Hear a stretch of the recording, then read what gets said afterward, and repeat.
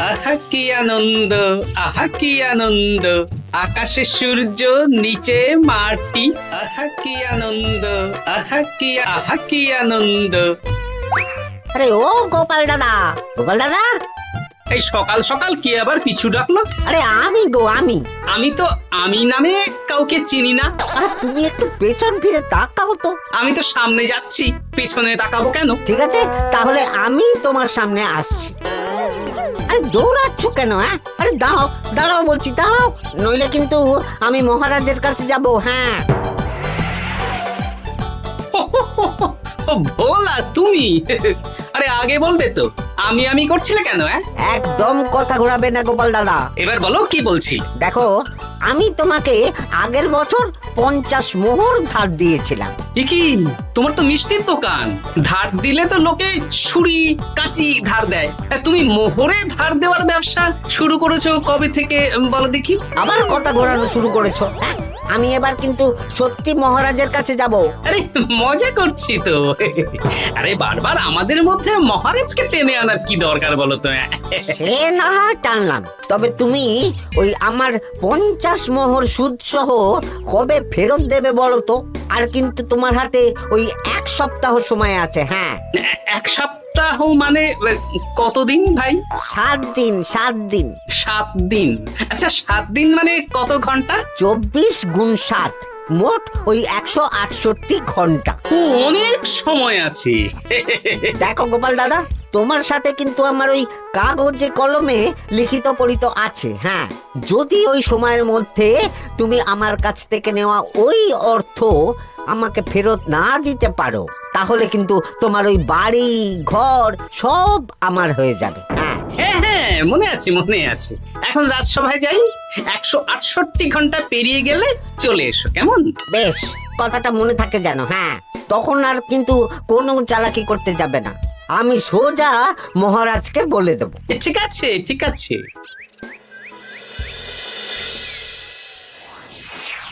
দেখুন মহারাজ, নিজের চোখেই দেখুন, সবাই হাজির, শুধু গোপাল ধা। সত্যি গোপাল ইদানিং আবার দেরি করে আসা শুরু করেছে। ওকে আচ্ছা করে ধোলাই দিন, তাহলেই চলে আসবে। কাজের কাজ তো কিছু করে না, শুধু বসে থাকে, তাতেও এই। যা বলেছেন মন্ত্রী মশাই। আমার মতে গোপালকে রাজসভাতেই বেঁধে রাখুন, তাহলে আর বাড়িতে যেতেও হবে না, আর দেরি করে আসবেও না। রোজ রোজ গোপাল করে রাজসভায় আসতে দেরি, তাই এবার তার পায়ে পড়াতে হবে বেড়ি। এই তো মহারাজ চলে এসেছি। আর বলবেন না, রাস্তায় ভোলা ময়রা চেপে ধরছিল। থাক, আর অজুহাত দিতে হবে না। নেহাত ভাগ্যের জোরে এই রাজসভার চাকরিটা পেয়েছিল। হ্যাঁ, মহারাজ ভালো মানুষ, তাই তোমাকে পুষছেন। আচ্ছা আপনি কি বলতে চাইছেন কি? আমি বলতে চাইছি যে মহারাজ যদি তাড়িয়ে দেন, তাহলে তোমার কি কিছু করে খাওয়ার যোগ্যতা আছে গোপাল? আপনার নিজের যোগ্যতা আছে? আছে বলেই মুখ ফুলিয়ে বলছি। হ্যাঁ, মন্ত্রী এটা একটা ভালো প্রসঙ্গ তুলেছে। আমার রাজসভার সকল সভাসদদের বলছি, যদি কোনো কারণে তোমাদের চাকরি চলে যায়, তাহলে তোমরা কি করবে একবার ভেবে দেখেছো? না মহারাজ, ভাবনাটা আমি সঠিক সময় কাজে লাগাই, ওই অকারণে ভেবে মাথা খারাপ করতে চাই না। হ্যাঁ, আহা, রাজসভার চাকরিটা তো তোমাদের পেশা। এই পেশার বাইরে তোমরা কে কি করতে পারবে? দেখুন মহারাজ, আমি তো ভেবেই দেখেছি যে যদি রাজসভার চাকরি না থাকতো, তাহলে আমি ব্যবসা করতাম। আমি মহারাজ যদি বিজ্ঞানী না হতাম, তাহলে শিক্ষা দান করতাম।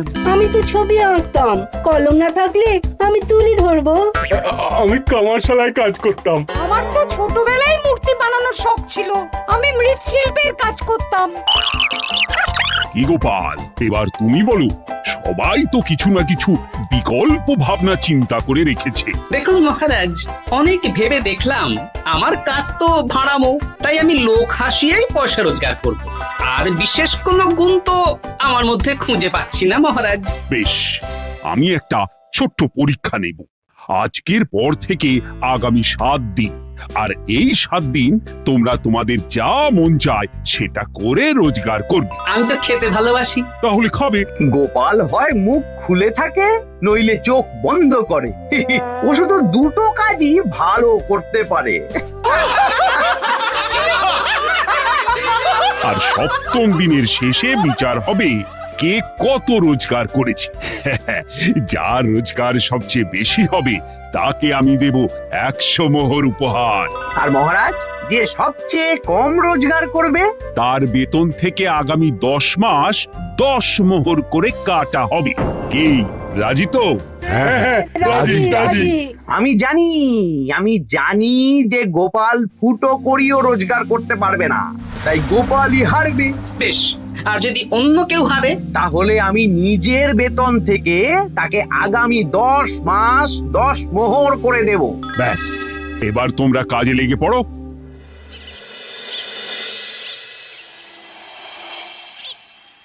এ কি গিন্নি, আজকেও নিরামিষ? হ্যাঁ, আজকেও নিরামিষ খেতে হয়। হ্যাঁ, রোজই তো কিছু না কিছু একটা লেগে আছে তোমার। আমাদের পুরো শরীরটাই তো আমিষ। হ্যাঁ, তাহলে আমিষ খেতে বাধা কিসের বলো দেখি? বেশি তর্ক করতে হবে না বাপু, তা তোমাকে ডিম বানিয়ে দেবো। হ্যাঁ, না, আমি মানুষই ঠিক আছি গিন্নি। আরে তোমাকে ডিম বানাবো বলেছি নাকি? আমি বললাম তোমার জন্য ডিম বানিয়ে দেবো। জন্যটা তো বলনি তখন। আরে তাড়াতাড়ি দাও, তাড়াতাড়ি দাও। এখন কদিন শুধু খাবো আর ঘুমাবো, 7 দিন ছুটি। ছুটি মানে? সেসব পরে বলবো গিন্নি। যাও গিয়ে ডিম সেদ্ধ বসাও।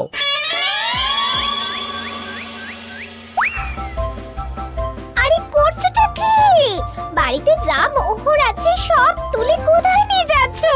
আড়ত বাজারে। কেন কেন? তুমি আড়তে গিয়ে কি করবে? আড়তটাই কিনে নেব। কেন? তাহলে খোলা বাজারের সব ব্যবসায়ী আমার কাছে আসতে বাধ্য হবে, আর আমি ভালো মুনাফা রেখে সব বিক্রি করব। কি রাজবাড়ির সুখে চাকরি ছেড়ে দিলে নাকি? না না না, এখন 1 সপ্তাহ ব্যবসা করে মহারাজের কাছে আমার যোগ্যতা প্রমাণ করব। সব পরে বুঝিয়ে বলবো। হ্যাঁ, আমি আপনাকে সব শিখিয়ে দেব। তাহলে ভাই ওই আগামীকাল সকাল থেকে কাজে লেগে পড়বো, কেমন? তাহলে বুঝতে পারলেন তো যে কি করতে হবে? হ্যাঁ হ্যাঁ জমিদার মশাই, কবিতা লেখা যেমন আমার পেশা, তেমনি চিত্রশিল্প আমার নেশা। তাহলে তো আর কোনো চিন্তাই নেই। আশা করি খুব সুন্দর ছবি আঁকবেন। আপনি 1 সপ্তাহ পর এই মন্দির চিনতেই পারবেন না। এই নিন আপনার জন্য 50 মোহর অগ্রিম।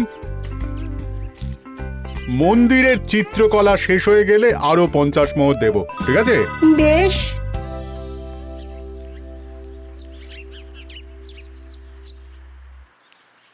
এই হাত চালা, হাত চালা। হাত পা সবই তো চালাচ্ছি মন্ত্রী মশাই। আপনি এত শাকসবজি আনাজ দিয়ে করবেনটা কি? আমি এখন 7 দিন কৃষ্ণনগরের বাজার নিয়ন্ত্রণ করব, তাই সব জিনিসপত্র আড়ত থেকে আমি নিজেই কিনে নিয়েছি। এবার সাধারণ বাজারের দোকানদাররা আপনার কাছে আসবে। কাল সকাল থেকে শুধু মোহর গুনবো।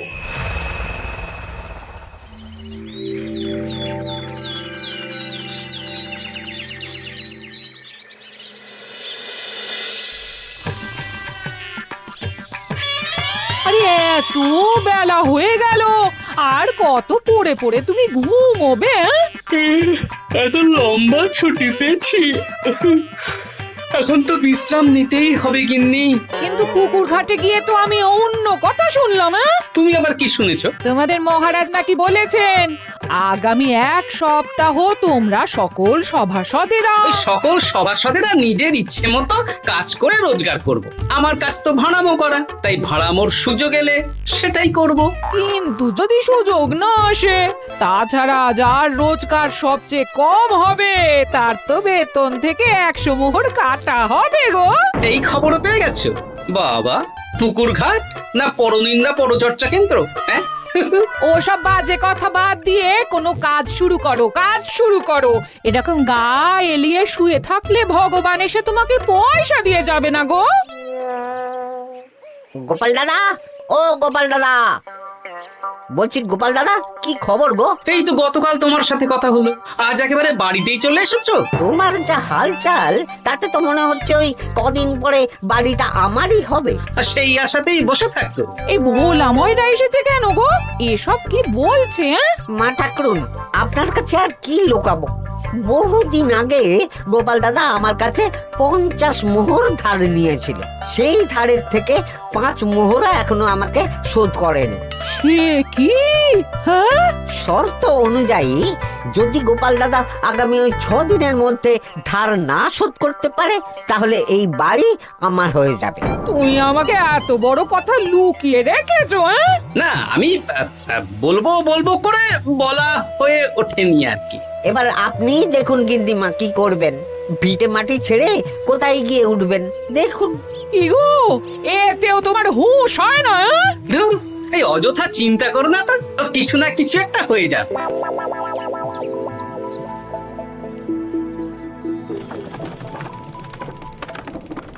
বাবা পণ্ডিত মশাই, আপনি তো এর মধ্যেই কাজ শিখে গেছেন। আমি তো ছোট থেকেই মাটির পুতুল বানাতে ভালোবাসতাম। বিভিন্ন দেবদেবীর মূর্তি নিজেই বানাতাম, তারপর পুজো করতাম। আমার পরম সৌভাগ্য আপনার মতন পণ্ডিত মানুষ আমার কুমোর শালায় কাজ করছেন। কোনো কাজই তো ছোট নয়। সত্যি সভাকবি মশাই, আপনার তুলিতে জাদু আছে। কি সুন্দর কারুকার্য। সবই আমার মা বাবার দান।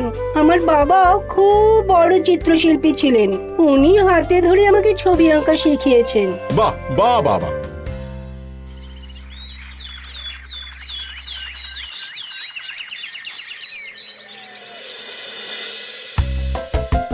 এই যে পুটি, আজকে তো একটা মজার জিনিস শেখাবো। কি জিনিস? নয়ের নামটা তো তোরা পড়েছিস, হ্যাঁ, বল তো। 9 একে 9, 9 দুগুণে 18, 3 9 27, 4 9 36। ঠিক আছে ঠিক আছে, এবার থাম। পুরো মুখস্থ। সে তো বুঝতেই পারছি। এবার মজার জিনিসটা দেখ। 9 কে 9, 9 দুগুণে 18, 18 মানে কি? 1 10 8। হ্যাঁ, এবার 1-এর সাথে 8 যোগ কর, কত হয়? 9 3 9 কত? 27। 2-এর সাথে 7 যোগ করলে কত হয়? 9 36-এর 3-এর সঙ্গে 6 জুড়লে 9। আরে বাস, দারুণ তো। হ্যাঁ হ্যাঁ।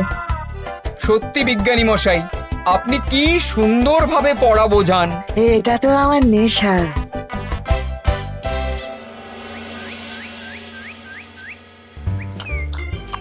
বলছি, তুমি তো দিব্যি বাড়িতে বসেই আছো। হ্যাঁ, কিছুই তো করছো না।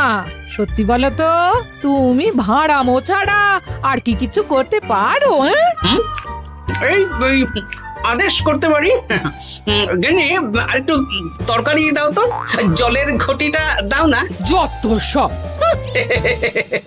আচ্ছা, সত্যি তো ভাঁড় না হলে আমি কি হতাম? আমি কুমোর হতাম। মাটির কাজ শুনেছি খুব সোজা। যাই, কুমোর পাড়া যাই।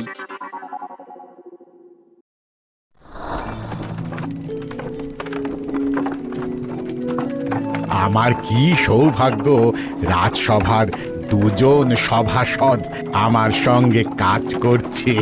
আচ্ছা, এইভাবে ঘোরাবো? এই যা, হলো না। এটা কি মুড়ির মোয়া নাকি?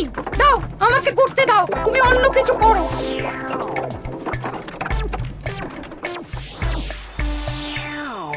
বলো গোপাল দাদা, কি দেবো? মুড়ির মোয়া, তিলের নাড়ু? আমি কিনবো না গো, বানাবো। হ্যাঁ, কি বানাবে? ওই মুড়ির মোয়া। কদিনের জন্য আমার একটা কাজ দরকার, বুঝলে? তা বেশ, তাহলে এসো, এই পিছনেই আমার কারখানা। গুড় মুড়ি সব রাখা আছে, বানাও। এই দেখো, এই যে গুড়ের হাঁড়ি আর ওই যে মুড়ির বস্তা, এবারে বানাও। বেশ, আমি তবে সামনে দোকানটা সামলাই।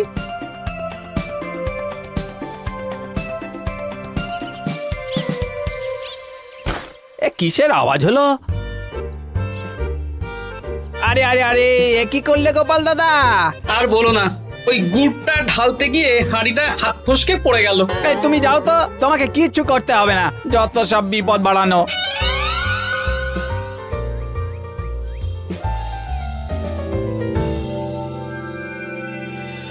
তোমার দ্বারা কিছুই হবে না। হ্যাঁ, সত্যি তো, আমার দ্বারা যে কিছুই হবে না গিন্নি। তাহলে তুমি করবেটা কি?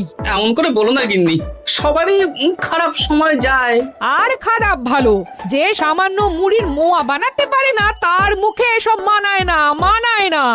এদিকে বাজারে সবজির দাম হু হু করে বেড়ে গেছে। তাই নাকি? বলি তুমি জানবে কি করে? কদিন তো শুয়ে বসে আছো, আমি তো বাজার দোকান করি। মন্ত্রী মশাই এখন আড়ত সামলাচ্ছেন আর সাধারণ বিক্রেতাদের চড়া দামে বিক্রি করছেন। হ্যাঁ, ও বেটা জীবনে শোধরাবে না। উনি তো তাও ছলে বলে রোজগার করছেন গো।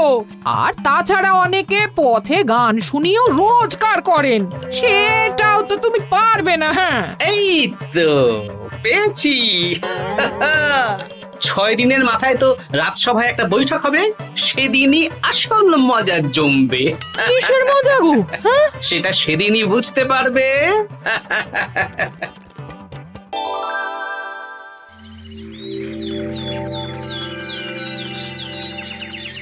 তারপর বলো, আজ তো ষষ্ঠ দিন, আজ অবধি তোমরা কে কত কত রোজগার করেছো? মহারাজ, আমি এখনো অবধি 200 মোহর। বাহ বাহ বাহ!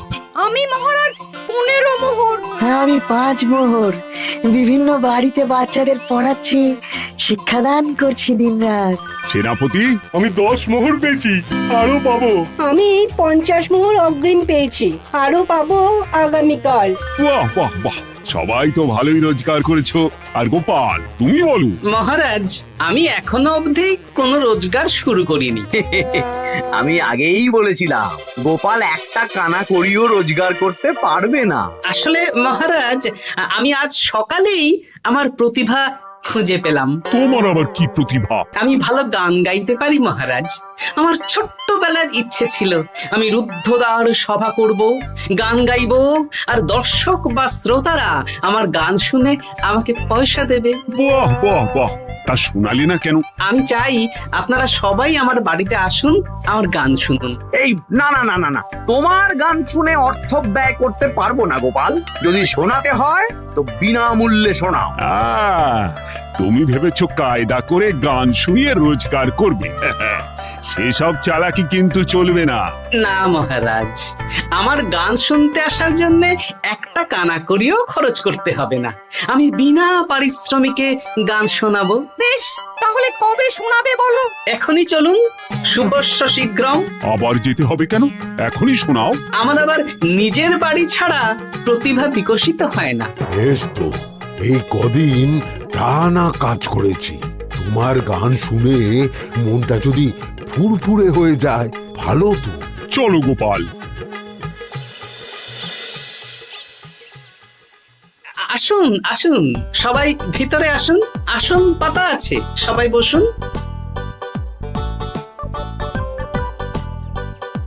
নাও, এবার গান শুরু করো। দাঁড়ান মহারাজ, আমার গান আমি বাইরের লোককে শোনাতে চাই না।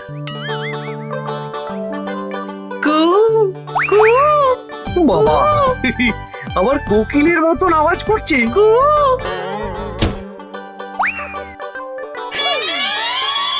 নাও নাও, শুরু করো।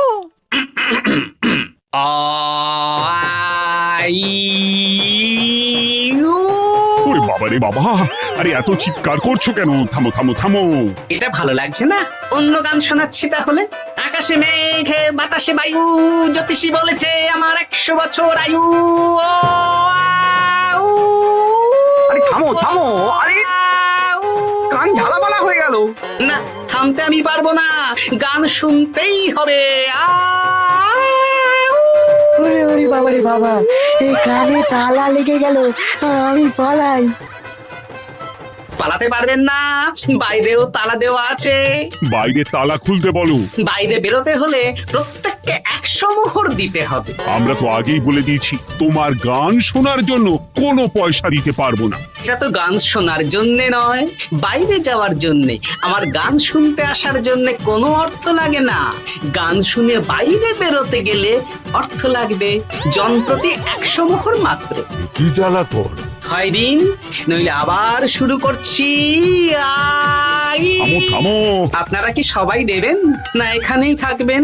এই আমার কাছে এখন 50 মতন মোহর আছে। আমার কাছে 5 মোহর আছে। সে আমি লোক পাঠাচ্ছি আপনাদের সবার বাড়িতে, পুরো অর্থ পাবো, তারপর সবাইকে ছাড়বো।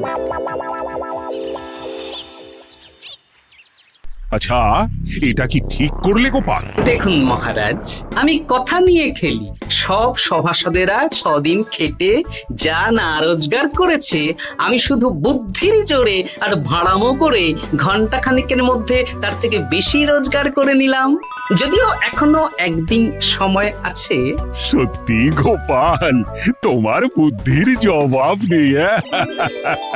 মন্ত্রী মশাই, যে সবচেয়ে কম রোজগার করবে আপনাকে কিন্তু তাকে আগামী 10 মাস 10 মোহর করে দিতে হবে। হ্যাঁ নয় হ্যাঁ, এরকমই তো তুমি মুখ বড় করে বলেছিলে। গিন্নি, কই গো, ভোলাকে ডেকে আনো, ওর ধার আজকেই শোধ করে দেব। হ্যাঁ, যাচ্ছি। হ্যাঁ, আমরাও যাচ্ছি। গোপাল, কালকে রাজসভায় এসে তোমার পুরস্কারের অর্থটাও নিয়ে যেও। সে তো নিশ্চয়ই।